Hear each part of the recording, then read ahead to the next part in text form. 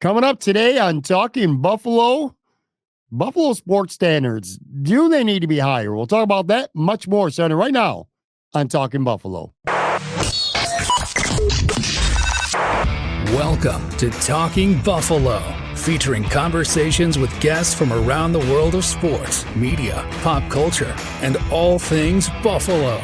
With your host, Patrick Moran.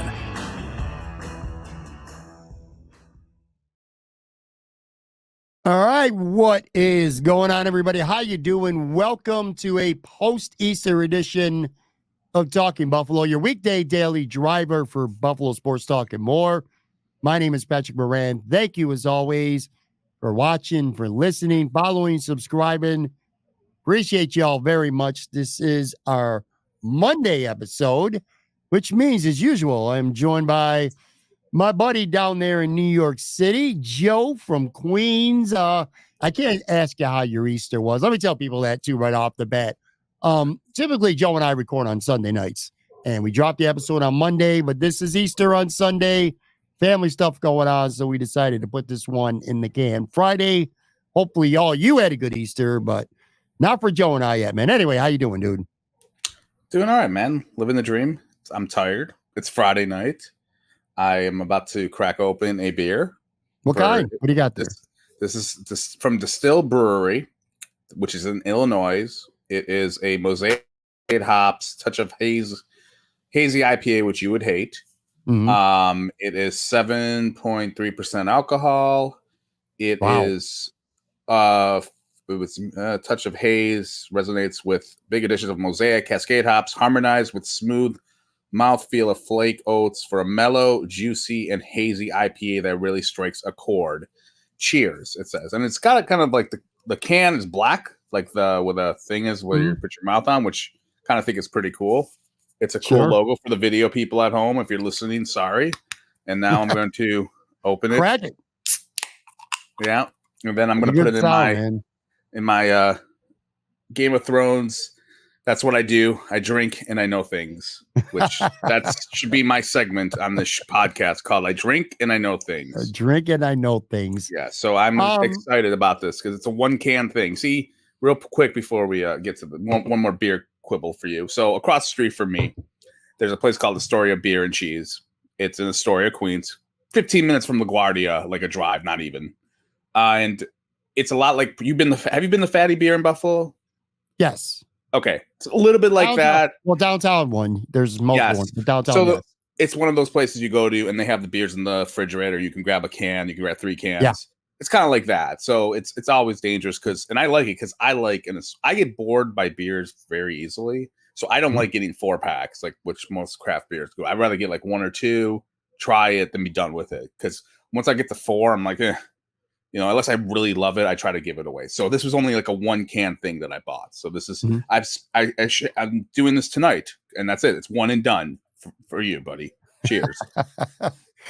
I want to let people know too. We're not going to. This is kind of going to be a hodgepodge sort of episode. Like we're going to hit on a bunch of different things. Like I said at the beginning, a little bit of the teaser is I want to talk about the standard that I think a lot of fans, some media, some content creators that we put on these Buffalo teams. It just doesn't feel to me like the standard is high enough. So I kind of want to get your thoughts on some of that. We are going to do our starting 5 draft as well. We did that last week. We brought it back. This week, we're going to do wrestling theme songs or wrestlers that have the coolest theme songs. And you don't got to name the theme song itself, but the wrestlers. We're doing that because this is the kickoff of WrestleMania week. You and I are both big WWE and wrestling fans. A lot of people. Pat vetoed my initial what I wanted to do one. Well, we're going to come back to that though. Yeah, so let's spoil that one. He vetoed the first one. Then the second one, he changed his mind because he was very disappointed because last week he got. I don't know if we can talk about it. He got crushed. I got crushed. I think 85% to 15. Yeah. I ruled the world. Yeah, everyone loved it. 85 to 15. You crushed me in. Rabbit / buddy draft. No question about that. We'll hit on that at the end. We're going to talk some Bills, obviously, as well. Along the way, some Sabres stuff. I got to tell you, so we're recording this here in my home. I'm back in my home studio now here on a late Friday night to record this. something's going on with the backup digital recorder. So let's just hope that the internet software that I got works. And so far, so good. Real quick story here. I'm not re-recording this. I'll tell you that much. We're not going to re-record. Knock out wood, fingers crossed, we're going to be fine. Real quick story. If you missed Friday's episode, everybody out there watching and listening, for people who did. So I had Chris Trapasso on live from Imperial Pizza. By the way, I really stand by this episode. I mean, I know you would think I would say that after every episode, but there's a handful of I think you really get really good value out of it. If you're a Bills fan, if you're looking to learn about a lot, especially these draft prospects, Chris brought some really good shit on Friday's show. So go back and watch and listen. But anyway, Joe, I've done probably 50, maybe 60 live shows now, mostly at Imperial, but a bunch of different places. They almost always go off without a hitch. Almost always. Twice I've had Chris Trapasso on over the course of 3 years. Both times with him, I've had major issues. 2021, we hooked up at Macy's Place Pizzeria, and 5 minutes into the show, I spilled soda all over my mobile I remember that story. tape recorder. Yeah. Fried it. Had to come all the way back to my bedroom studio in West Seneca, and there was no video at the time or anything, and we had to do the show from there. Last Thursday night, Chris shows up in Imperial. Everything's all set. We're good to go. I got the stream all set to go. We sit down. We have our wings. That's what I do before the shows at Imperial. We chit chat, just shoot the shit, eat, go to sit down. Laptop dead. The backup laptop charger that I had was defective. Didn't work. And the battery was drained on my laptop. Fortunately, it was before the show started because my laptop wouldn't even turn on. Had to go all the way back to West Seneca, go get a cord, plugged it in. Chris was gracious enough to wait because he easily could have left. It was a good 45 minute to an hour. He's getting free wings from you and beer. And I think too. They didn't look good, those wings. I saw him tweet them out or X them out, whatever the fuck you call it. Yeah. But yeah, they looked good. I was jealous. And I was like, this Pat, I've been on probably the most of anyone. And I got, I think, a beer once. Well, next time you're in Buffalo, for sure, we'll definitely get together now. The video element has grown on this show a lot since you've been around, or at least since I don't know if we could squeeze into that studio. I see you and Tone Pucks. It looks like he's on your lap when you guys are doing your two shots. I don't know. Well, I mean, I got remote gear, so we could go have some drinks. Sure. Somewhere else. I got some. By the way, I got to ask you this, man. I know you got to get in all the details. I worked on Friday, and I've been busy all the way up till 10 p.m. I get home. I message you. I'm late getting started with this recording. So a little spacey on Twitter X. So I'd call it Twitter, but Twitter X, whatever you want to call it. Call Twitter. Have you reignited some kind of verbal sparring with our guy John Worrell, Rockin' Worrell? Yeah. What's going on, man?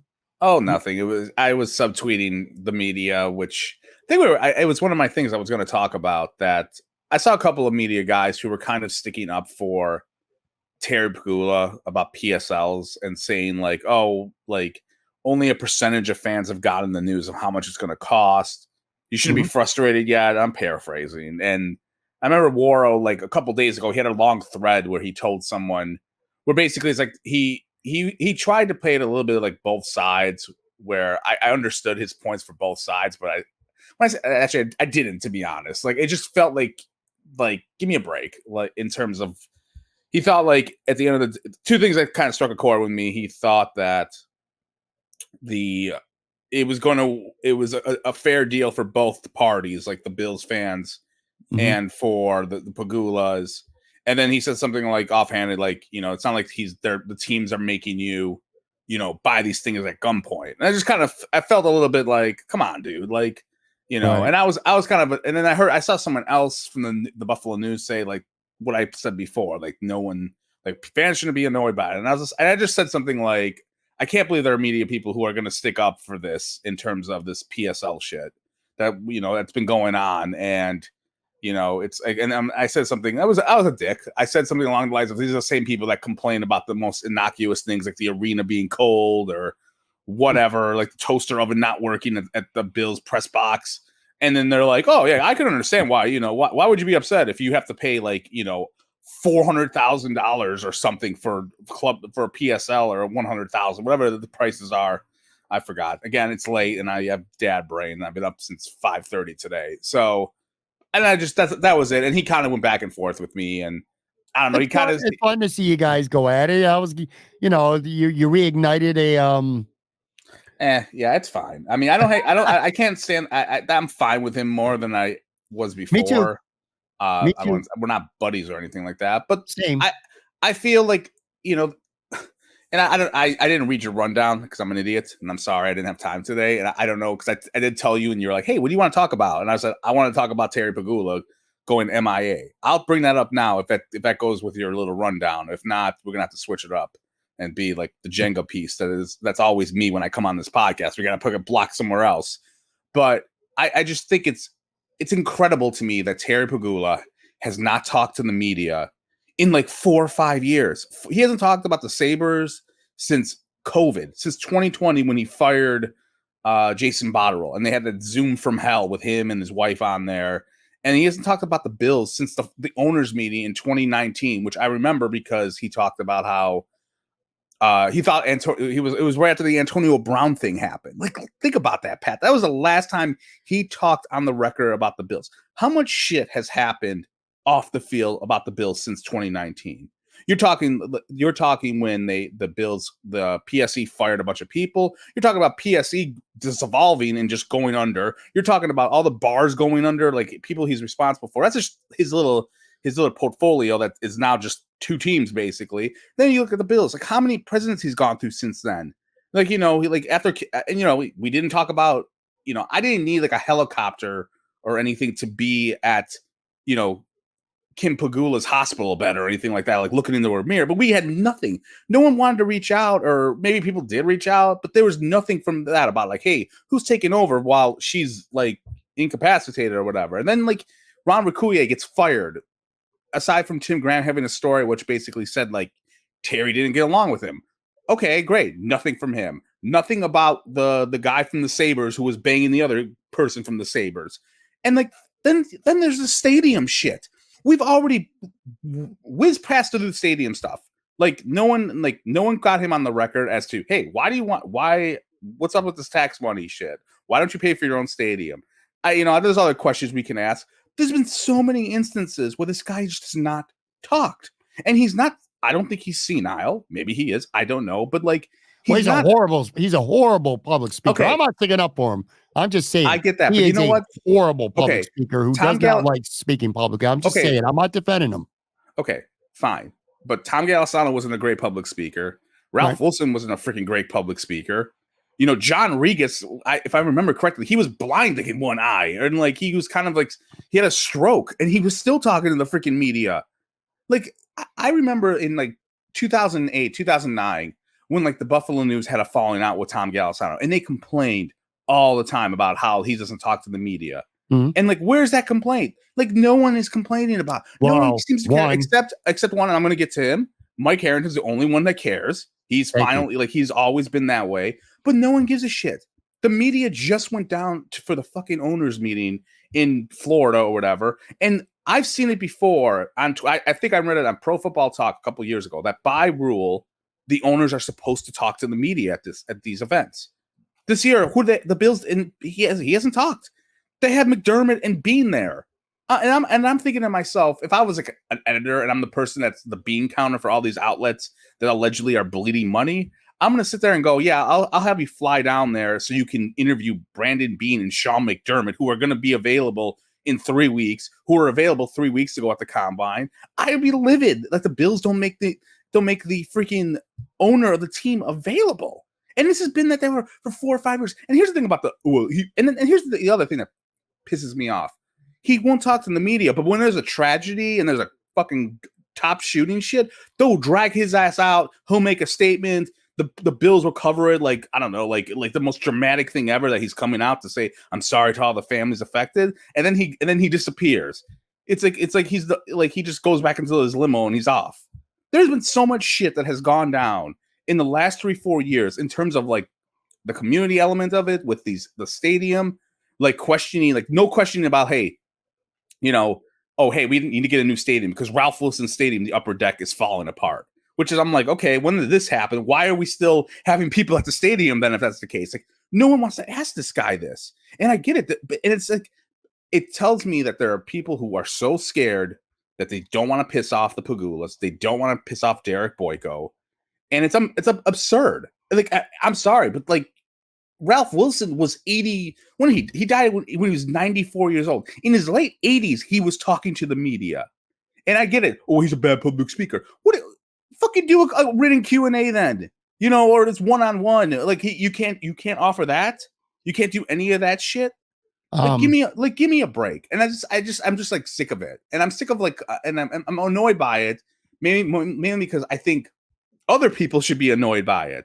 And there are fans who are annoyed by it, like you know, especially, you know, today on Friday, you know, as we're recording this, Mark Poloncarz was, you know, talking shit about how, you know, like about the PSLs and how much they are, and I'm thinking to myself, dude, did you not, when you were negotiating this, ask them how much are you going to charge? Because it's one thing when you're like, oh hey, oh man, like New York State's got to pay a $1 billion for it. It's like, oh, my taxes are going to other stupid shit too, and you could be dismissive of it. But when you're a season ticket holder and you got to pay like, I don't know, $40,000-$50,000 for a PSL, that's when you get pissed off. That's when you get pissed off at local people too, because like, what the hell did we give this guy our tax money so I could pay $30,000 extra on a ticket? And like, again, no availability, none, like nothing from him. And I like they're weird in terms of like they fire people left and right there, and no one talks about it. Tim Graham's like the only guy that really talks about how like it's a revolving door there. Everyone else doesn't give a shit. It's like, yeah, okay, great. I'm sorry. Maybe I've been in New York City too fucking long, and I've been here for 22 years almost. That shit wouldn't fly here. Can you imagine George Steinbrenner being like, yeah, I ain't talking? They would have torched his ass in the Daily News, in the Post, and everything. It's just embarrassing. It's just ridiculous. And that was part of my annoyance of it, because it's like people are pissed off. There's no one's getting fucking answers about it. And like, no one wants to say shit. It's just like, and maybe they say shit behind the scenes.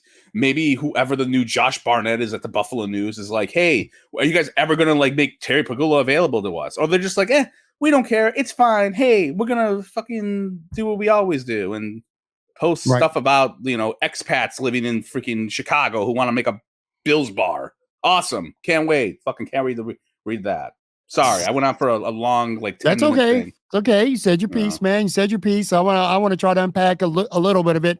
I'll say this in regards to the PSL. I want to start there.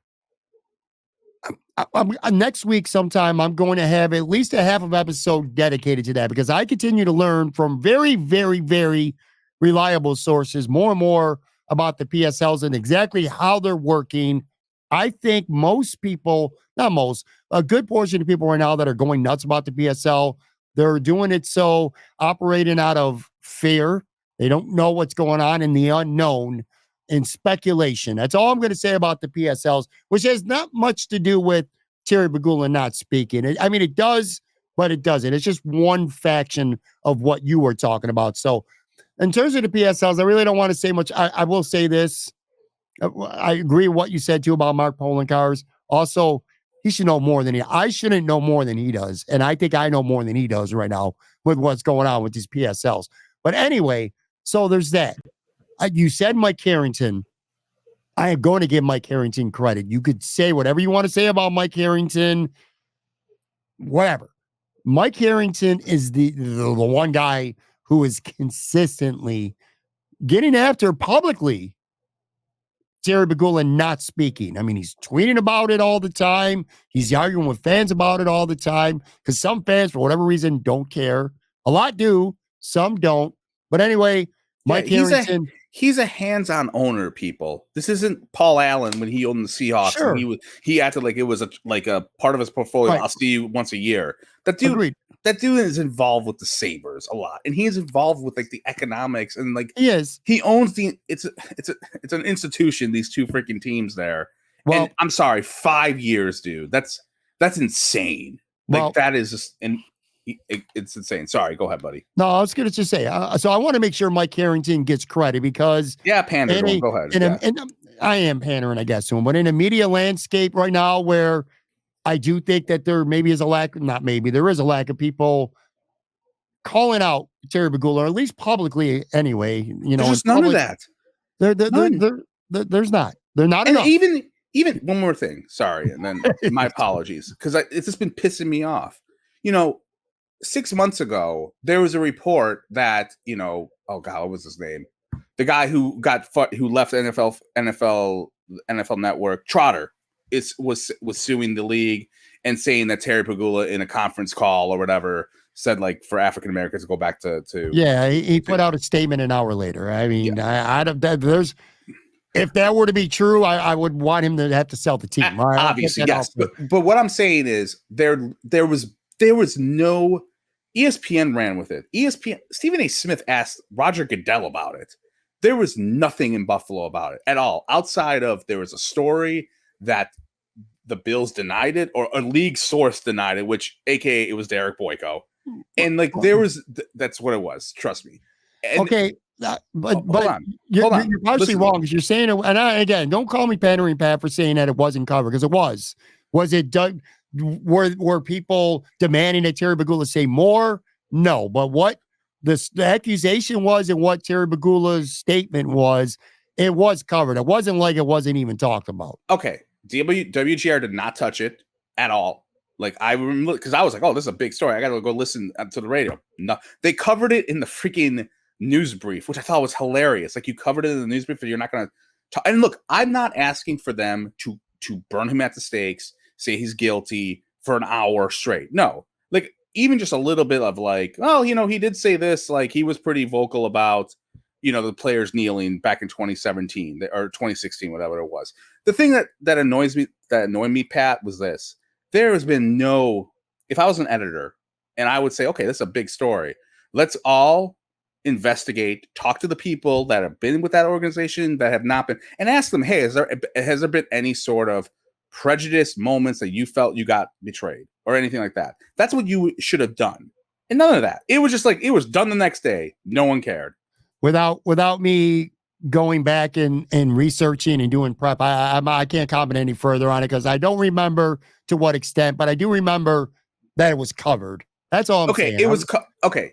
Fine. It was a very quick story that the Bills denied it. A league source said there's nothing to it, and it was done. All I'm saying, for a story like that, I would have felt like, hey, there should be an investigation into like the Bills, because if this guy did say that, and look, I don't know if he did, I would have assumed there would be evidence or a Zoom call or whatever recording. More people, again, that's still pending, but like, for no one to like basically do anything about that, I'm sorry. It's just to me, this is what I'm talking about, where this guy, Terry Pegula, can just do whatever he wants, and no one questions it at all. We get more. They get more. Sorry, they get more coverage of Stefon Diggs' fucking tweet than this guy saying, like, allegedly saying, "Hey, black players should go back to Africa if they don't like it here." Like, come on. Anyway, listen, I respect your opinion. You're absolutely entitled to your opinion. Well, we all have our opinions. I agree with some of it. I don't agree with other parts of it. But what I will say is we're drifting away from what the theme was. You were talking about Terry Pegula not talking, and now this is starting to turn into the media does a shitty job of not taking him to task enough and calling him out. And I'm not here to say you're 100% wrong or 100% right. Well, obviously, you know what I'm saying. I want to stick for this moment, at least this part. You're saying that Terry Pegula, your biggest issue is that Terry Pegula hasn't talked in years. That's what your biggest issue is. Yeah. And again, and you mentioned Mike Harrington, so I wanted to make sure that I gave him credit. Maybe I gave him credit too. So don't. You did. So I did. And maybe I led you by bringing up Harrington. Maybe I led you into what became a rant about the media because other people aren't. I wouldn't say. It's a 65% rant more about Terry Pegula not being available, and there's like a 35% of like, why isn't the media trying, like, upset more about this? Right. And I'm sorry, again, I go back to that stuff with Trotter, like, nothing, no, even like, let's look into this, like, okay, like, no. And again, I think Boyko and all them at the Bills, they just have a lot of power, a lot of sway within that business community, within those media outlets, and it's shit I don't like. Like, it fucking burns my ass, to be honest. Can we go back to Terry Pegula not talking though? Yes, sir. I'd like to go back to that because here's what I will say, and this is not me. Again, the last thing I'm not a Terry Pegula guy. Let me put that out there right now. I think it's ridiculous that he's not speaking, maybe for a different reason than some other people would say. But I haven't heard him speak in years either. The only time he did speak publicly, which wasn't really had nothing to do with the teams, it was when they broke ground for the new stadium. He spoke and Olin cars and I Kathy forgot Hochul. about that. They Yeah. just took turns taking victory laps, basically. The politicians, Terry Pegula spoke briefly. Here's what I would say, and this is me questioning. I don't know the answer. Legit question. By the way, I didn't know we were going in this direction with the show, but I kind of like it because it's spontaneous and it's kind of fun for me. And I didn't read the rundown that you gave to And me, you didn't so even I'm read the screwed. rundown because we're still going to talk about, which was my premise for this episode. I think the standard's too low for Buffalo sports right now amongst fans and media. But anyway, when it comes to Terry, and this is me asking a legit question, I don't know how much the other 31 NFL owners in the NFL speak to the media. I don't know if they do and how much they do. And also 29 other owners in the National Hockey League. It irritates me. And I think that the fans, and I'm not that guy, the fans, yeah. I'm usually not that guy, man. I'm really not. I'm not. What's that guy's name that I can't stand that I blocked on Instagram years ago? Or he blocks me too, Bradley, something. I don't know, whatever. The guy, Gelber? you want to call me pandering, Pat. That is the ultimate panderer. Oh, God. Yeah, years ago, but whatever. This ain't about him. Okay. Here's my point. I don't like pandering to fans, at least not anyway. But I'm going to right now because, especially on the Sabre side, fans deserve answers. Why did Don Granato get an extension? Why are you not talking about a 13-year drought? What do you plan on doing to try to end this drought? What do you plan on doing to make the arena experience better so that fans are going to want to come watch this team play hockey again, at the arena and enjoy themselves? He should be speaking when it comes to stuff like that. But again, I don't know how often the other owners do, and I'm not taking up for him, but he is an awful public speaker, and he knows it. Okay, well, a few things. One, I'm more about the business element. Like, that's a little bit different than you, because you want him to call, why did you extend Don Granato? I mean, because that's... Well, I'm talking about, as a sports owner, that's what I'm... Yeah, that's my bigger beef. Okay, but my bigger one is because I feel... You're on the business side more. I'm on the more of the business side because it's like, as I just said, like all this stuff with the stadium, the PSL, the Sabres. I kind of agree. Wait, I kind of agree a little bit, only because the worst kept secret is Terry's involved with the roster construction. Everyone knows he loves Gergensons. That's why he's still here. Like, but he's not going to admit that, and it's going to be Kevin Adams' show. Like, that's what he's going to say. But I don't give a shit if he's You're in the public eye. Sometimes you're in the public eye. I don't care if you're not all the time though. No, well, he does. He owns two freaking teams. If Ralph Wilson at 87 years old can talk to the press, and look, he was. I don't think a lot of owners do this. Jerry Jones is also the GM of his team. I don't know that a lot of owners do. As I told you before, the NFL for the league owners meeting has a rule that the owners have to talk. They talk. They do. That's a rule that they have there. I'm not saying you're wrong. I don't know about that, though. I'm not saying you're wrong. But I'm just telling you that's the rule. That someone it has to be a representation, I should say, from the team that's on a very high level, because they're whether it's your son. No, like higher, like the president, Executive? Russ Brandon. Yes, like Russ Brandon, if he still was with us, he's dead somewhere. Brandon. Yeah. Anyways, but. It's been 5 years. He has a lot of he has the power in that city. Like, he just does. And he should be talking. And again, I don't know. I'm more the business. I can kind of forgive a little bit with the on the field stuff a little bit, but firing presidents and firing other people and the whole thing with the PSL thing. You want more than statements. You want more than prepared written statements. Why the whole thing to me, just, I don't know. The whole stadium to me read like they just did whatever Terry Pegula wanted. There was always this rumor that he was the one that wanted no roof. Even though it would have cost a lot, but he thought even before the surveys came out, he was football's made to be played outside. And he didn't go and sometimes I don't feel like they really did their due diligence to see what fans all of them want. But maybe I'm wrong in that regard. But they run those teams like a mom and pop shop. There aren't as many layers between there's not many like on the business side. I mean, they just hired the new dude, and like it took them 6 months to find a new dude because the other ones were porking on the job, and the other one Terry didn't like, and they just after a while it's like get this guy. Like I know it's easier said than done, okay, but my God, 5 years has been a long time, and as I said, I'm old enough to remember when like Galisano and Ralph and John Regas and all these guys got criticized if they didn't talk to a certain outlet. Like John Regas would never talk to WGR, and WGR would yell and go, "This effort won't talk to us." Or like I said, the Buffalo News, Tom Galisano went to war against them and didn't want to talk to them for like 3 years. And he would go on GR and they give him like some softball, interview. Right. That's the thing too. It's not like he's going to have meet the press when Terry Pegula got that. It's not going to be that harsh. Like, give me a break. Like, come on. How do you feel about the Bills about getting a new stadium? What do you have to say to the Bills Mafia who are upset?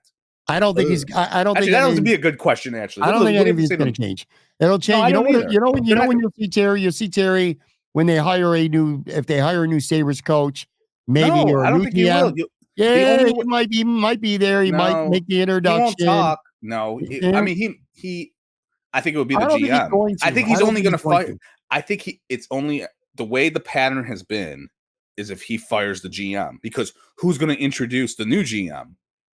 Right. Matt. I mean, it might be. I mean, unless that's the thing too. Like I don't want to go. I'll go deep in the woods. We know his wife, not too deep, but we know his wife. We know his wife's not doing great. He's in his mid. I think he's in his 70s. We don't even know what the succession plan is like after this at all. Like, are his kids taking over? I don't know what his I don't know what his kids do. Like outside of Jesse plays tennis, Matt Pegula makes jizz hats, and Kelly I think parties from her Instagram. But I haven't followed her in a while. But like, hey, mazel tov to all of them for doing that. But like, there is no like, what's going to happen? And then there's another daughter from a previous marriage who I guess is there. I don't know. These are things like I kind of ask myself. And look, I'm a critical person. I'm a cynic. I would have been a great journalist. I know some people might roll their eyes. I mean, but I would have been a very good reporter and probably got thrown out on my ass a few different times. You wouldn't be covering Bills games. I'd be out. They'd be like this dickhead. Your press pass would be revoked real quick. But I have a critical eye. That's it. And maybe it's too critical for some people, and I get that. But I don't know. 5 years, man. 5 years is a long time. He's not in a wheelchair, and he's not. I get it, but dude, I mean, I get it. We're yelling into thin air right now because he's not going to talk. He's not going to do it. It's just not going to happen.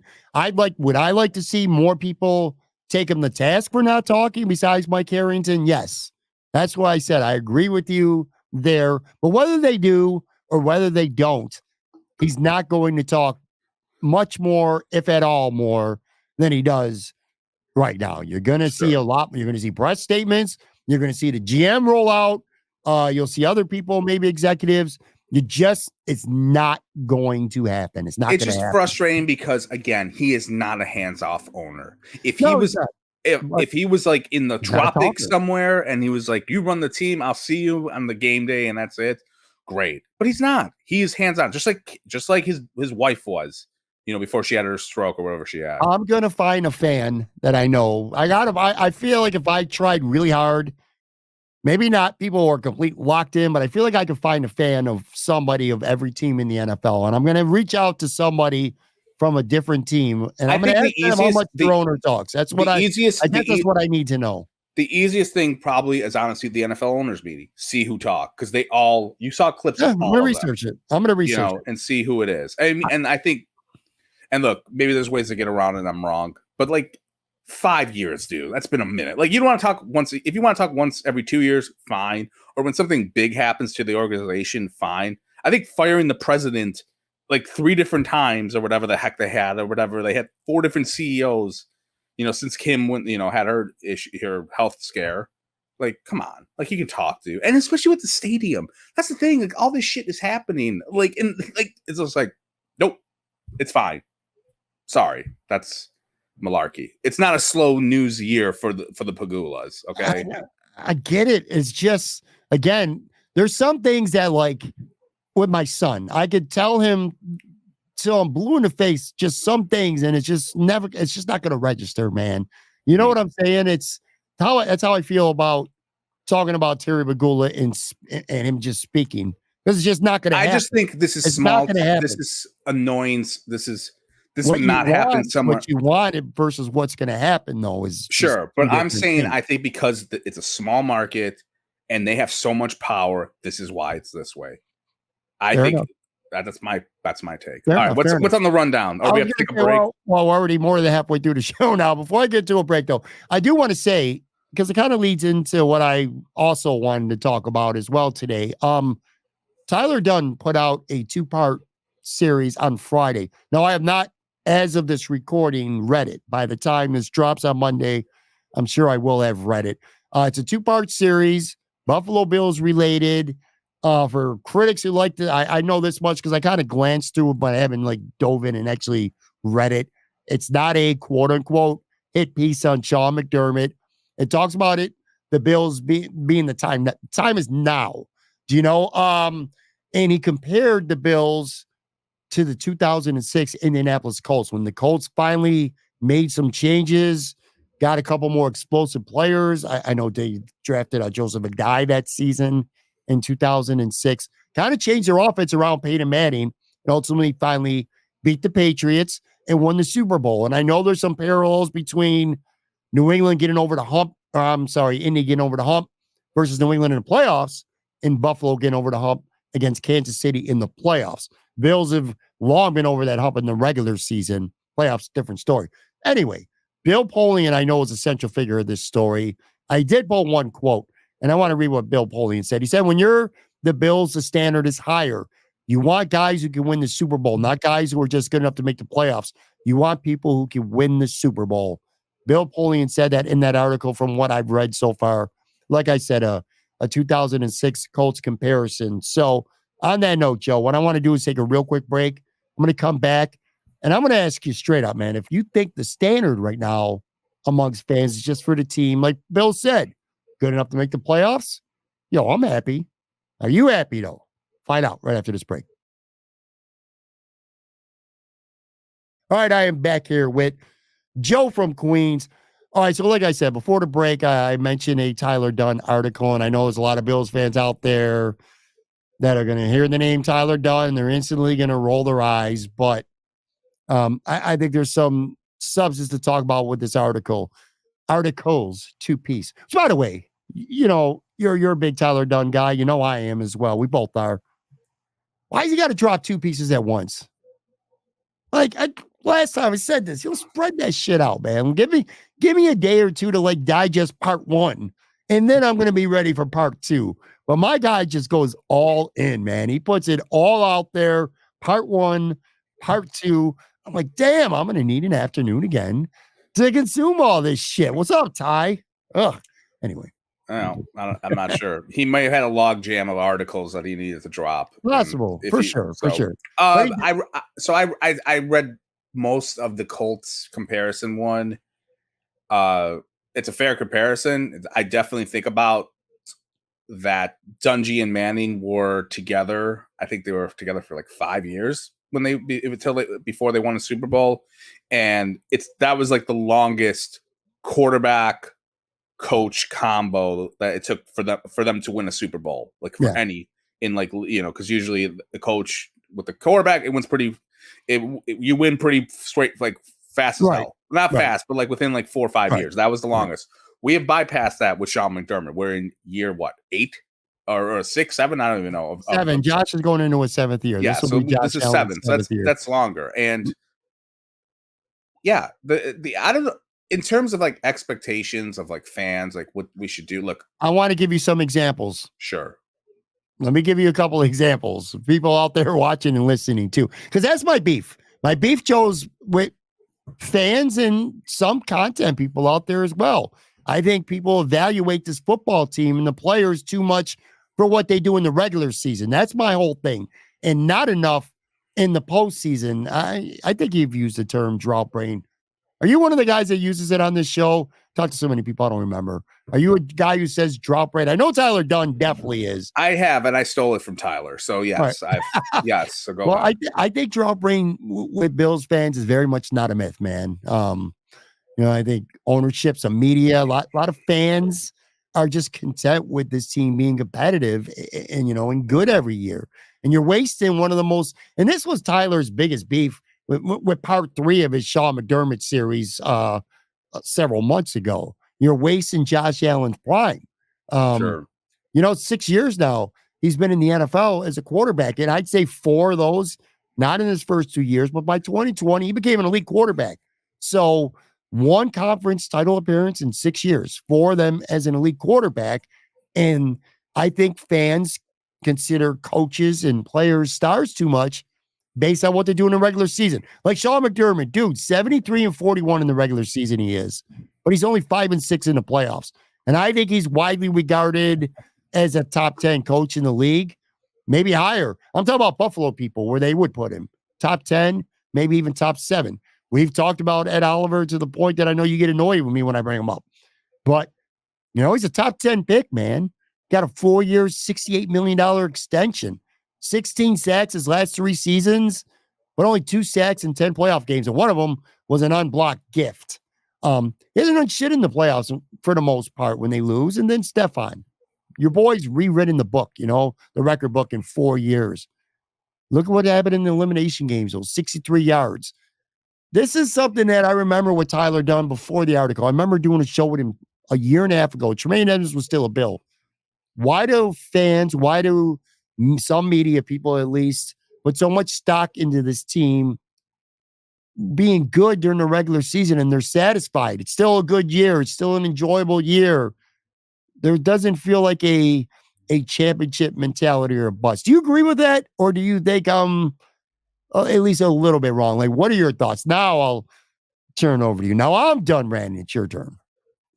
So are you asking if it's Super Bowl or bust? Is that what you're asking? Well, or do you want me to ask I'm asking you, do you think the standard for success amongst fans and maybe some media at least should be higher than it is? Do you think too many fans and too many media are satisfied with the Bills winning 10 or 11 games, being a 4-time or 3-time, whatever it is, 4-time AFC East divisional championship, walking around wearing Buffalo Bills AFC East divisional champions? Congratulations, you're the best out of 4 teams in your division each year. Do you think that the standard should be higher? Yeah, I think people kind of glob onto like certain buzzwords, like they're losers, and then they'll go on a tangent about it forever. Like they're not losers, and they're not. They're not losers. They're They're a successful team, right? Okay, like they're successful, just like the '90s Bills are. In terms of look at how many wins they won. But at the end of the day, it's not about failure or it's not about failing or succeeding. It's about like, when you have like this golden goose in Josh Allen, the stakes are a lot higher and they should be higher. You think in New England when they would lose in the divisional round or the AFC championship game, look, they went to the AFC championship game, like what? Like I don't even know, like 12, 100 years in a row, it felt like. And there were times they lost. Do you think they left and went, oh yeah, this was a successful season? No. They said like this, we didn't achieve our goal. Like, and you're like, yeah, it's fun for most of the part of it, but at the end of the day, you have to succeed. I want them to win a Super Bowl. And I think gotta get to one. You gotta win. You gotta get to one. You gotta win one. And there should be a desperation, for that. Was last year a flop to you? A flop. You see, this is where you lost it in divisional round. You didn't get to the AFC championship game. Is it a flop to you? A flop flop is flop. It's hard to say flop. I would say, and again, what is it to you? A disappointment. It was a disappointment, a major disappointment. Like, and so I don't think it was a flop. Like it was a disastrous season. Like a flop feels like, okay, that's fair. A flop feels like the 2015 Buffalo Bills first year under Rex Ryan. That's a flop. All right, that's with all the expectations were there. Good, and they were, it's not. Right, it was super disappointing to where, I want, and I can't live with going 11-6 every year and then losing the divisional round. That's just it's gonna be fun. Like it's a lot like, I don't know, like it's like dating. And like, yeah, dating's fun. Okay. It's fun when you're screwing around and you're like, oh, this is a fun date. And then like, yeah, it didn't work out, but you go to a different date, and a different date, and a different date. But after a while, it gets old. Even if you're having fun, until you want to find the special one. And until you find that special one, which in this case is the Super Bowl, a title, it's just like, yeah, it's fun, but it you didn't achieve your goal. You date. I mean, it's been fun, but I'm not gonna go and like break my neck. Like, I'm not gonna break my back sticking. Are you content with it being fun? That's what I'm talking about with the standard. I think I think a lot of people are just, don't get me wrong, everybody's dying to win the Super Bowl for the Bills. Every fan, I'm not saying fans wouldn't do some crazy ass shit for the Bills to just win one, and have that parade that one day. I'm not saying that fans are like, hey, I was already, we didn't win the Super Bowl. Who cares? That's not what I'm saying. But I feel like the standard should be higher. And you brought up the Patriots, which you're right, but I don't think that's a good comparison. I'm saying this, Joe. All right, how about Dallas? Look at the Cowboys. Let me go. Let me go, because you're right. I'm going there. Dallas is an example. Boston teams are an example. Philly, New York, the Yankees. A lot of those teams. Now, to be fair, they've won championships and the Bills haven't. I get that. But what I'm saying is, in the newspapers, in their media, in their stadium with their fans, that expectation is we need to win the Super Bowl. And if we don't win the Super Bowl, if we don't at least get to the championship game, even the conference championship, for Christ's sake, if we don't at least get there, this season, in my eyes, is a failure. I don't think that's the case with the Buffalo Bills. And maybe it's that drought brain that I brought up. 17 years without even being in the playoffs, you're like, oh my God, what I wouldn't do just to be competitive, just to be in the mix. I just want to be in the mix every year. I just think the standard now, at least, maybe not in 2017 or 2018, maybe even 2019, but now I think the standard should be higher than that. To me, anything short of a minimum conference championship game, to me, is a failure. If the Bills lose in a divisional round this season and they win their 5th AFC East championship along the way, and they go 12-5 and they're the 2 seed and they lose in the second round, that's a failure to me. And to some people, I don't think they consider that a failure. Yeah, you're right. I mean, I don't know why I couldn't say failure. Flop, I can't say failure. Yeah. Well, you're right about flop. That was a bad choice of words for me. Failure, yeah, it's a failure. It just is. Yeah. I think there are people, I think there are fans, and there's content people who want to keep a big part of a gimmick, or not a gimmick, but like there's a layer of fandom or content stuff is taking a dump on outsiders who think it's boom or bust. Like, oh, like someone on ESPN says like, hey, the Bills have been a failure because the McDermott, I don't know, the McDermott quote from earlier this week was, he basically was like, it's narrow-minded to say we haven't been successful, and then like I was watching, I think First Take, I was watching, like it was on the background, and Shannon Sharpe was like didn't agree with that. He was like, no, you haven't been successful. Like, you need to win like a Super Bowl. And then like the other guy came in and was like, well, that means like all the other 31 teams aren't successful then, and that's, you get that give and take. And then that's the standard though. Some cities have that standard. So 31 other teams haven't been successful. The standard, that's the way the standard is in the New Yorks and the Bostons and the Phillies and the Dallas and stuff like that. That's what I'm saying. Can you expect them to win the Super Bowl every year? Of course not. But the expectation, the standard, go ahead. I guess there's this one thing that's on the tip of my tongue, is that, look, if you want to be a homer and you think everything the Bills does is great, and you're excited because they're 11-6 and they lose in divisional round, fine. But if I want to be miserable and I want to be pissed because they lost, stay out of my lane. Let me be annoyed. You don't have to go, oh, there's no such thing as this Super Bowl or bust, and then rake in those likes from the Bills X crew, because a lot of them do love that shit. Just like leave me alone.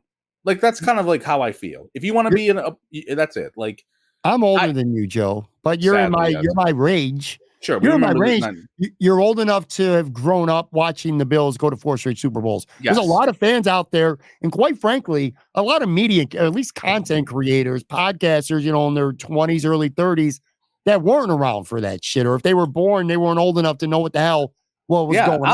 I'll say this about that era real quick. Mm-hmm. Everyone now looks back at it with this roses and this beautiful time. Like molto bene. Whoa, cops. I was there when hot take alarm in New York City. Hot take alarm. I was there, when they lost those Super Bowls, people were pissed. It was you had your people who were like, oh yeah, it wasn't as like great, and I think the media, it's funny, like if a team lost 4 straight Super Bowls in today's era, oh my God, like they would have gotten killed today. They would have got, and they didn't really get that killed in the 90s. To be honest, I think there was more people. Mike Lupica. Michael Lupica was the only one. Yes, Mike Lupica didn't like them. I remember that too. Yeah. But like a lot of Chris Berman loved them, and like there wasn't as many people in the media then. Like Peter King liked them, and Dr. Z liked them. And like there weren't as many outlets, but it was definitely. They were more. I would say that it was more like stop going to the Super Bowl and losing. Like we're sick of you guys coming and losing every time. That was kind of like the main part of it. But they got a lot of respect for being resilient and coming back during that time frame. And I'm glad you said that, because that was kind of my point here. So we're old enough. We lived through that, and sure, we know a lot of the, the negative shit that was going on, and the feelings about the team, the perception that they couldn't win the big one, the chokes, and they were choke artists because they lost 4 Super Bowls. But now, whether you're in our age or younger, or maybe, significantly older than us as well, I suppose for anybody, you look back at that era of Buffalo Bills football, no one's calling that a flop. That was a successful, the golden era. We hear that all the time. That was the Super Bowl era. That was the golden era of Buffalo Bills football. Right now, as things stand, Josh Allen, one of the best quarterbacks in the NFL. He might go down as one of the all-time greatest quarterbacks in the NFL. Certainly in terms of physicality and his strengths, he's going to be right up there with the best ever. But 10, 15, 20 years from now, 25 years from now, there's going to be a team that gets to one AFC championship game, doesn't get to any Super Bowls. How can you look back at this era, or look forward, I should say, years and years from now, and say, well, this was a great era of Bills football? Not one. It was competitive. They won some divisions. They won a playoff game each year, and then they would lose. That's what the standard should be anyway. I'm used to growing up as a late teenager, or a team that won goddamn 4 AFC championships in a row and got to Super Bowl 4 straight years.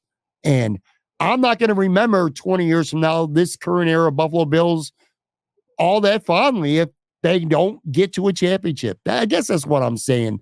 And I feel like too many people are just good with them continuing to be good. I honestly think it's more about the people like to talk about what other people think, reaction to the reaction. And I think that's honest. I think those people do want them to win a Super Bowl. Obviously, everyone does. But I think once they see that the writing on the wall where people are just trying to tear them down, they get all defensive and they rally around the team and they rally around their followers. And I think that's kind of, and that's to me, it's a little bit of a coping mechanism maybe for them, where they want to not, they're in denial about like this has not worked out or it's regressed. In terms of that, like, the biggest thing about this past season was the Bills were 13-3 last year. They were 11-6. They kind of regressed. If you're going by wins and losses and style points, maybe a little bit, like they kind of regressed a little bit, but no one. Go on. I'm sorry. I didn't mean to cut you off, man. They're not a Cinderella story either, Joe. That's the whole thing. They've been going all in. Like they traded a 1st-round pick for Stefon Diggs to get Josh's guy. They spent a mountain of money on Von Miller. They've done a lot of shit that suggests, in-season trades last year to go get Rasul Douglas in season. They gave up a 3rd rounder, or they swapped the 3rd for 5th, which seemed like no big deal at the time. But now they don't have a 3rd round pick this year. My point being is that they've been all in to win, and they just haven't gotten those results. The standard should be higher. We are a city that has not won a championship. You should have a little bit of a desperation of wanting to win that one. You also have, we talked about the drought. During the drought, it wasn't like the fans lost their interest. The fans were always there. So it's easy to like sell them on like, wow, the future is going to be successful. What if this was the New York City Bills? Let's pretend, forget Buffalo. Yeah. This is the New York City Bills, the New York media, the New York fan base. You know New York fans, you live there. What the fans are like. How would they treat the New York City Bills if the New York City Bills were winning divisions and falling short year after year in the playoffs? And in 2021, the coach literally gagged your season away. And guys like Ed Oliver and Stefon Diggs, who are big-time stars, Pro Bowl caliber players, face plant in the playoffs. Not just them. I hate saying only them, but other guys have too. What's the New York City Bills? What's that media? What's that fan base going to look like with the standards that they have for their teams? They're going to be livid. They're going to call into WFAN and go nuts. And the media is going to demand to talk to Terry Pegula. I'll tell you that much. Yeah, it is. It's a different. I can't. I think, we talk about drought brain. There's also like the end of the brain of, for years you thought your team was going to leave or maybe leave, and I think sometimes people got it in their heads to be a little bit nicer to them because they didn't want them to leave. Because if they were like, oh, like it's an obligation, we have to go to games, we have to watch them so we can save them, and maybe some people are still kind of in that mindset a little bit. But I honestly think there is this like, whenever it gets scrutinized by people on the outside of the 716, I think it gets more muscles where people want to really tell those people to F off. Like, this isn't your business. Like, you're not here. And that's a lot of people have that gimmick on Twitter, and even the media, like the local media, like I remember when they were 6-6, and I was done with McDermott. I'm still kind of done with him, but like I was done with McDermott, and like I was at the time. There was like 3 or 4 Bills beat guys who came on Twitter and were like, you guys are nuts to want him out of here. And I was like, Jesus. I was like, okay, like you guys are just in unison about a guy that, that at that point was 6-6, and they lost to the Broncos and they lost to a couple other shitty teams. And yeah, they made it on a run, but I don't know. I think sometimes they know who they're like, who's, you don't want to bite the hand that feeds you. And I think they don't want to piss off, going back to my initial diatribe of the Open, you don't want to piss off the Bills. And we got to stick up for McDermott, but I assure you, if McDermott gets fired, they'll bury him on the way out. But I digress. You know how they say all the time, move the goalposts. You're always moving the goalposts, and generally speaking, in like a debate, like if you and I are bickering and arguing about some shit, and you accuse me of moving the goalposts, which you've done, and I've accused you of moving the goalposts as well when we've had arguments about various things through the years, I generally hate that. But in this case, I'm like, you should move the goalposts when it comes to what your expectations are for this. Look, I think you have to. Your expectation should be to be better than the following year. That's what you should be. A divisional title and then losing the divisional round is not good enough. You've done that 3 years in a row. You need to be at least in the AFC Championship game. Now, what happens? Like, look, let's just say they got there, and then I don't know, the Baltimore Ravens crushed them by 50. Then it's like, okay, well, this sucks. Then you got to reassess. Like, was this a failure of a season? But probably not. But you just got to get better than that. But again, like, this is sports. This is the NFL. This is big time. This isn't some fucking shitty AAA team. Like, this is like, it is an end all be all sport. And like, hey, I get it. Like, if you think that it's a media creation of Super Bowl or bust, I can understand that semblance, but it's not good enough to just go and lose in the divisional games. It's not. 2020, the Bills win the AFC East. Everybody in the world got an AFC East division t-shirt, champion t-shirt. Yeah. That's good. Cool. 2023, when you've won it for 4 straight years, I'm sorry if I offend anyone out there, but if you went out and you bought yourself a divisional champion t-shirt, you're corny. Oh, at this point, you're just corny, man. Come on, man. At this point, you could be again. You're the best of 4 teams in your division.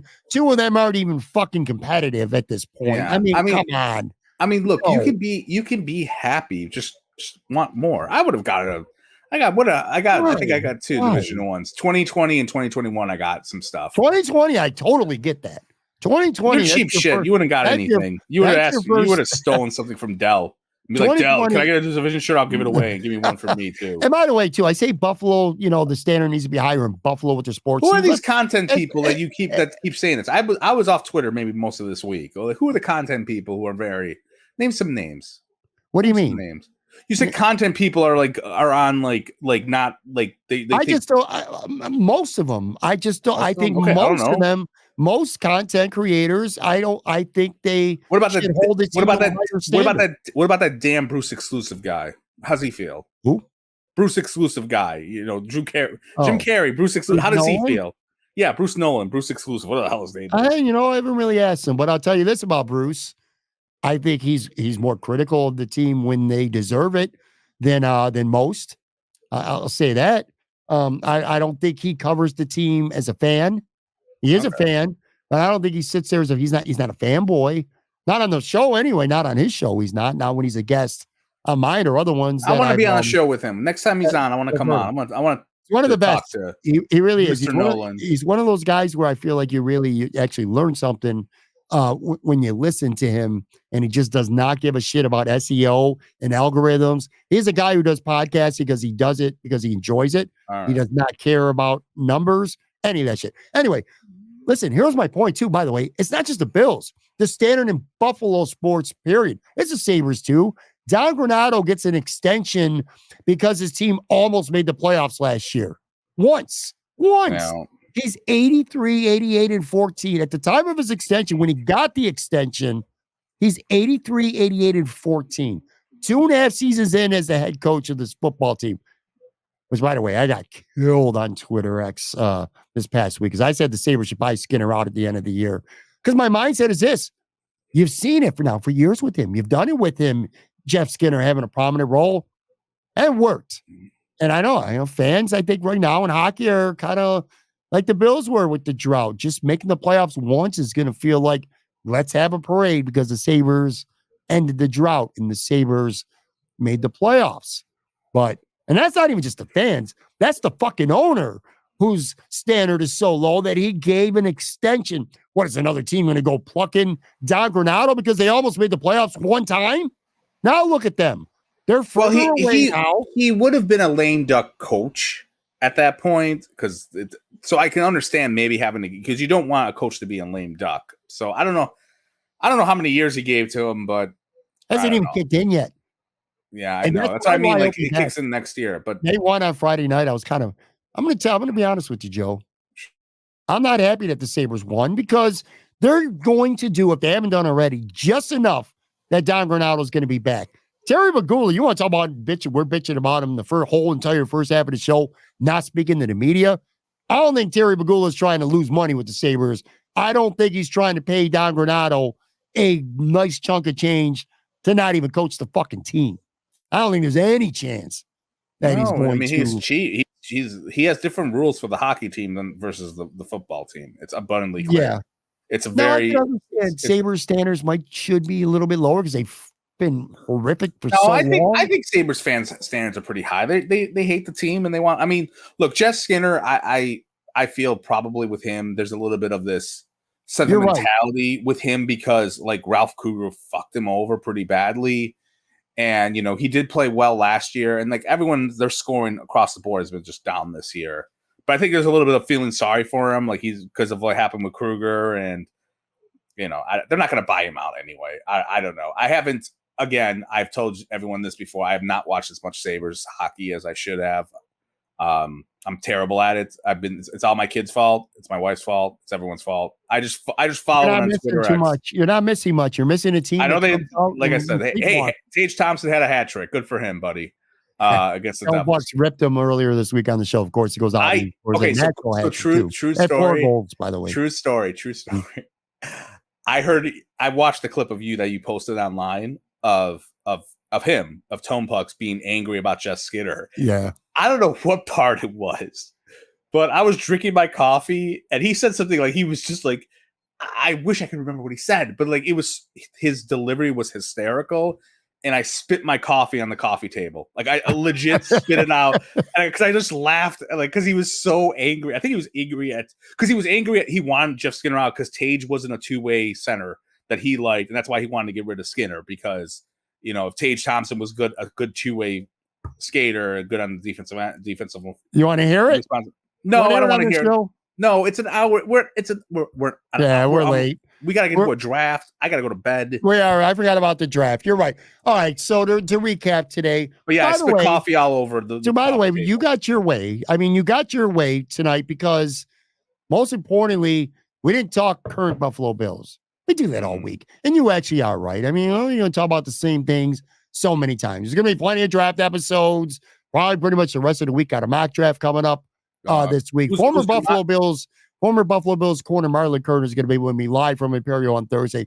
Looking forward to that conversation for a lot of reasons. And one of them is I'm going to try to dig in with Kyrie Elam and Christian Benford, the two young corners.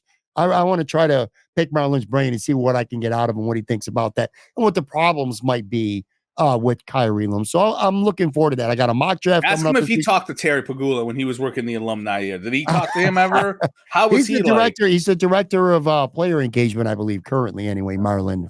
Yeah, but he's going to be live with me. So to put a bow on this episode, like I said, we're not talking current Bills today. We will throughout the week, but we spent the first half talking about Terry Pegula and your annoyance with him not talking publicly. Second half, we kind of went on. I just feel like the standard for Buffalo sports is not high enough, and it should be higher, especially with the Buffalo Bills being as good as they're.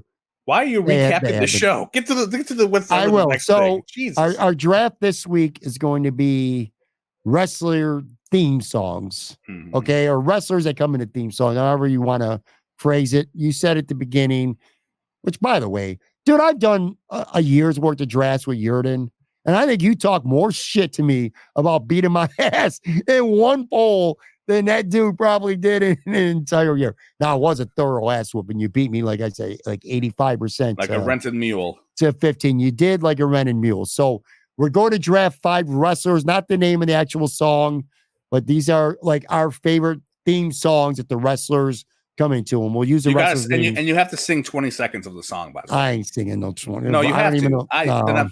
You have most to. Of actually a lot. I'm going to do it. I'm going to do it. Well, you can, but there's some of my lists that actually don't even have any words. You can hum it.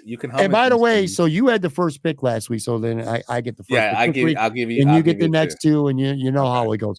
All right, so we're going to kick this off here, and I will put up the poll on Twitter on Monday afternoon, 24 hours. Vote for your favorite, just like last week and every other week. All right, so I got the first pick. I had 3 that I think I could have easily made my number 1 pick. I'm not going to say the other 2 in hopes that one of them might slide. But to me, it's the glass shattering. This is easy. For me, this was pretty easy. It's the glass shattering. It's Stone Cold Steve Austin. I think not just with wrestling, but pop culture in general. Even if you're not a big wrestling fan, you're at a bar, you're at somebody's house, you hear that glass shatter, you know that Stone Cold shit. So for me, relatively easy, not much further explanation needed. I'm gonna go Stone Cold. So now you got the next 2. It's good. By the way, I got to make sure I write these down. Yeah, please do, because I didn't even do a board. That's a very good one. I'm gonna go with Stone Cold. Stone Cold's good. Yep. I'm gonna go with Dong. Okay. The Undertaker's theme music. You listen to that music and it's just creepy. You know, like what's going on. Like if you're a wrestling fan, that music, it puts chills down your spine. And you factor in the entrance, the dark, the lightning bolts. It was around for like 30, 40 years. Yeah. So I feel like that it's Americana right there. So I got that as number 1. Gotcha. Number 2, it's oh God, it's tough. I did no draft prep, by the way, because I've been busy all day. So I'm gonna go with Shawn Michaels, Sexy Boy. All right, that's a good one. He's high on my list too. Sexy boy. I'm not your boy. Yeah. That's funny. Come on, that's like the best cheesy song ever. So those are my 2. Do you remember the feud he had with Kurt Angle and Sherry kind of made fun? I'm just a sexy Kurt. Yes. I'll make your ankle hurt. That was some funny. I love that. Shit. Yes. All right, so you go Undertaker here and Shawn Michaels. Yes. I got the next two. Was that in your top 3 or no? No, he was number 4 on my power rankings. Oh, so Undertaker you didn't have in your top 3? Nope. Interesting. Oh no. I do like it though. You know. Okay. Listen, this is wrestling. I feel like you're gonna pick an '80s theme is coming up. Like I like an '80s theme is coming. I'm sure we each, if we took the time, we could probably come up with 25 to 30 that could easily be in our top 5 to 10. Anyway, all right. Well, yeah, I'm pulling at the nostalgia strings a little bit right now. Hogan, man. You know, I thought I'm a real American. It's fight for your rights. Yeah. Dude. I thought about him, but he's kind of a douchebag, and I was like, I don't want to. I think I didn't want him on my list because he's kind of a fair. douche. You know what's funny? You reminded me that one time, I think Yurden and I did maybe most underrated wrestlers or best actual wrestlers, like actual wrestlers, and I drafted Chris Benoit. That was the kiss of death. I drafted him, and nobody voted for me after that. All right, and the other one is a guy who's just he's the final boss now for the time being. It's got to be. It's The Rock for me, anyway. At least it's The Rock, and I know he's had a couple different variations. That's why I said just the wrestlers. But man, you hear that still gets me. That gets me all kinds of fired up. So I'm going Hogan and The Rock. So you're going to be on the clock, and you got the next 2. Are you ready? Are you ready? Good one. Look, the DX one is the best. It's one of the best. Like, it's an iconic late 90s. Again, I'm picking nostalgia, so I have to ease up on it a little bit. But like the D-Generation X song was awesome. Like D-Generation and something. Just got tired of doing what you told. It was awesome. It was awesome. It was a great. It was in my top 5. That was 5 for me. It was It was definitely. It's up there. So I've completely killed my complimentary draft philosophy because I have done all late like 90s music right here. So I have to. I only got 1 pick left. Correct? You still got 2. You've taken Undertaker, Shawn, and DX. You got 1 more pick here, and then you're going to get the last one of the draft. Right. Okay. Gotcha. So I got to get on the 90s a little bit. I got to get on the 90s. I'm going to do. It's hard though. 90s are so. No, good. I got to do it. Okay. Dun dun dun dun. Dun dun dun dun. You know, John Cena's music. John Cena. He rapped it himself. The time is now. It is you great. Can't see me. Yeah. You can make an argument that song today is just as popular as The Rock's today. Like if you heard him at the club or something like that, just as many people would know that hey, oh, that's John Cena's music. A lot of people would know that. That's a really good one. That's a good song. Dun, dun. I don't know if they're playing at the club. I don't know, but like it's just like it's been 20 years. He rapped it himself. I know if John Vogel saw this, he would vote for that because he loves John Cena. So yeah, he would. Yes. All right. So I got my last 2 coming up here. One of them, which was not as popular because it wasn't for as long. So this is gonna be my next one. Obviously NWO was the big thing, but I'm gonna tell you, NWO Wolfpack. That's my pick. Ooh. The NWO Wolfpack. I don't remember the word Wolfpack song, dude. It was like, dun, dun, dun. It's like Wolfpack is back in your mass destruction. Can't you see we're the bad boys of wrestling? Yeah, just coming in. That's when they're like, that was the like the good guy, the good guy of the NWO. When Hall and Nash became cool and Sting joined the NWO Wolfpack. But Lex that Luger, song, Conan were on it. With that wolf sound, and then it kicks into the to the beat. That shit was dope, man. All right, so I'm gonna go there, and then I'm going back to. Oh, this one is really hard, man. Because I don't think this plays well, but I'm going to pick it anyway. Because he was probably one of my 3 favorite wrestlers of all time. Roddy Piper, just the bagpipes. And bagpipes, just the bagpipes, man. That I loved it. And again, this is South Buffalo where I am. That's just every Saturday in South Buffalo. You can find some people just bagpiping at. Well, I don't go to South Buffalo, but go ahead. Drinking. But yeah, man, Roddy Piper's bagpipes. And again, there's no lyrics to it or anything like that. But I'm going to go with that, man. I'm confident in it. That's my last pick, which leaves you with the final pick of this draft. Gotcha. And again, to recap, you went Undertaker, Shawn, DX, John Cena. I'm going to be honest with you. I forgot about John Cena. He definitely would have been on my top 10 somewhere. Forgot about him. Go ahead. I'm going to complimentary drafting because I got to get the young people, because right now we're old. We don't got the young old. We got the nostalgia crowd. Yeah, I love Cody Rhodes' theme song. The crowd sings it. He comes out. Whoa! Whatever that song is. It's like. I think it's a great song. The fans love it. I think if we have a 19-year-old that's looking at this poll, he's going to see Cody Rhodes and be like, I want that guy. So Cody Rhodes' song. His dad had a good song too. Oh man, I'm thinking about Dusty Rhodes. It's like, yeah, he's just a common man. Yeah. For my birthday, we're gonna do a birthday podcast in January, and we're gonna get drunk and we're gonna just sing karaoke wrestling songs. We're gonna invite everyone. Ryan Talbot come on, even like the media people I don't like, they can come on here too. And we're just going to sing. Media people who like wrestling, or at least I don't know on mainstream media, but yeah, you mentioned Torino can come on. I think he likes he does like some wrestling. Maniac loves wrestling, obviously, as well. Sure. Vogel, we'll get Vogel on. He'll definitely sing. That's what we're going to do. In 8 months from now, we're going to do a podcast. It's going to be karaoke. We're just going to get loaded and sing wrestling songs. I figures you would pick Cody Rhodes, but you're Cody Crybaby. Oh, you know what? I hope he never finishes the story. What the fuck was that about? I saw that tweet and I was about to yell at you and I got sidetracked. Why don't you want him to finish your story? Why don't you like Cody Rhodes? Why you don't like CM Punk either? What's wrong with you? You probably want Ric Flair to come out and go in there. On God, you know what I ordered today? On God, you know what I ordered today? It'll be in. I'll prove it, because next week when we do a show, I'm gonna wear it because it'll be in by then. I just bought a Jimmy Uso no yeet. No yeet.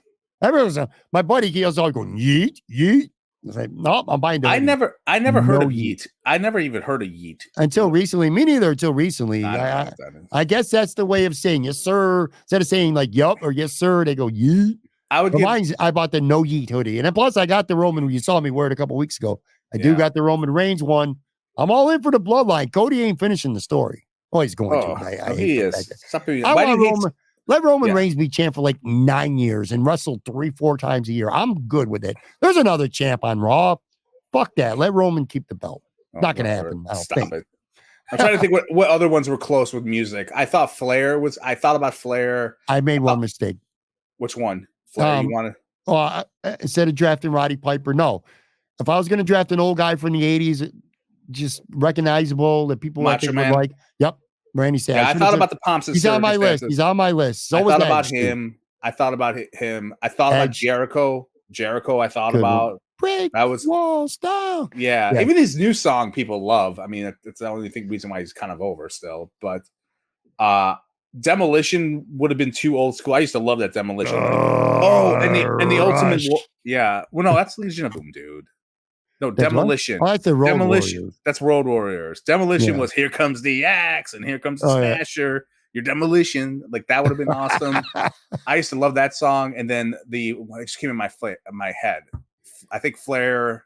Did I mention Flair? Flair was really like, that's like 10, whatever that show used to be. I forgot. But Flair's song, everyone knows that song when he comes like doo doo, and then his woo. But I don't think of it as a great song. It's just Edge. famous. I considered Edge too. I do like Edge's song, man. I like his song, and I'm surprised you didn't say CM Punk. But that's like CM Punk songs. Like, I mean, yeah, I could have done Cult of Personality. Legit real song, man. Yeah, I could have done. I'm not gonna pick a real song. I mean, even though I do like that song, it fits him. I thought about Triple H maybe, like the Motorhead one.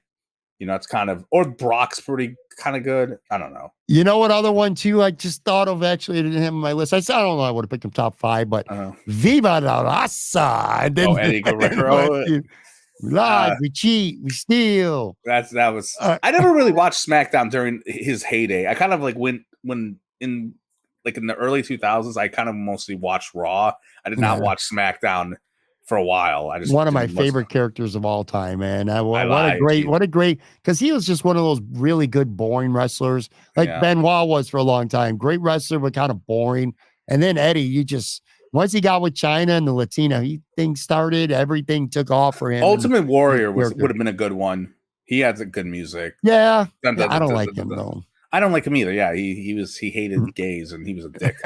Yeah, so he can blow me. I'm trying to think what else. Yeah, I think that's kind of like, I'm trying to think if there's any other. Randy Orton, kind of, I hear voices in my head. That's been around for a while. That's a good song. Good. Yeah, that's been a good song. But yeah, all right, yeah, vote for me. Don't vote for Pat. Yeah, make sure that.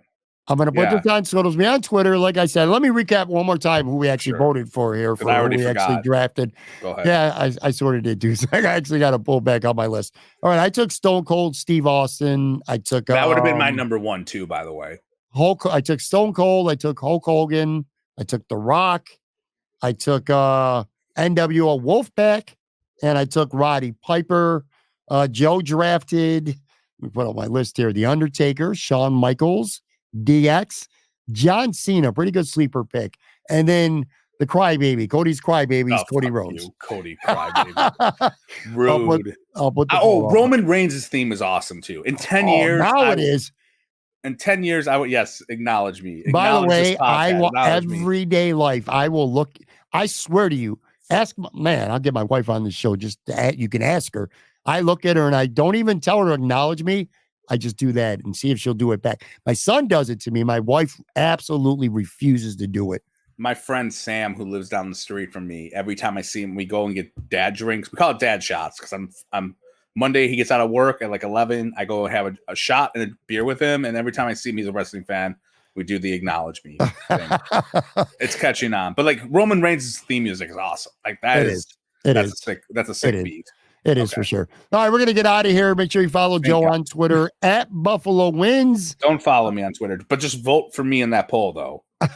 And again, one more time, thank you, everyone. I hope you had a great Easter. I will be back with a brand new show, actually, of course, tomorrow. Talk to you guys then.